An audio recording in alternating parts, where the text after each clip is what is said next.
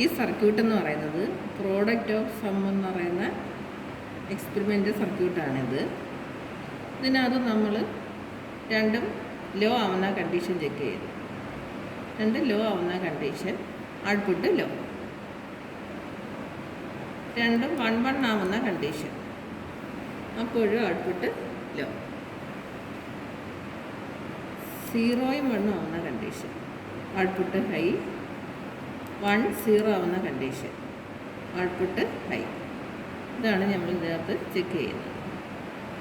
പിന്നെ നമ്മൾ പറയാനുള്ളതെന്ന് പറയുന്നത് ഈ ഐ സി നമ്മൾ ഒരു ഐ സി കൊടുക്കുമ്പോൾ നമ്മൾ VCC ഗ്രൗണ്ടും കൊടുക്കണം.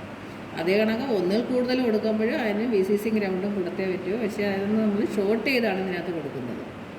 അതായത് ഫസ്റ്റ് ഐ സിയുടെ 14 പിന്നിൽ നിന്നെടുത്ത് സെക്കൻഡ് ഐ സിയുടെ 14 പിന്നിലോട്ട് നമ്മൾ കണക്ഷൻ കൊടുത്തിരുന്നാൽ മതി. ഒരു കണക്റ്റീവ് വയർ വഴി കണക്ട് ചെയ്തിരുന്നാൽ മതി.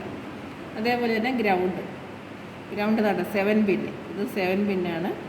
ഗ്രൗണ്ട് ആ 7ൽ നിന്ന് എടുത്ത് അടുത്ത ഐ സിയുടെ 7ലോട്ട്. അത് കണക്ക് എത്ര ഐ സി കൊടുക്കുന്നു അത്രയും ഐ സിക്ക് VCC ഗ്രൗണ്ട് ഷോർട്ട് ചെയ്ത് കൊടുക്കാൻ പറ്റും. അല്ലാതെ ഇതിൽ തന്നെ കൊടുക്കണമെന്നില്ല. ഇതെന്ന് പറഞ്ഞാൽ മെയിനായിട്ട് കൊടുത്തു കഴിഞ്ഞിട്ട് പിന്നെ എല്ലാം കണക്റ്റിംഗ് വയർ വഴി ഷോർട്ട് ചെയ്ത് ഐ സിയിൽ VCC ഗ്രൗണ്ടും കൊടുക്കാം.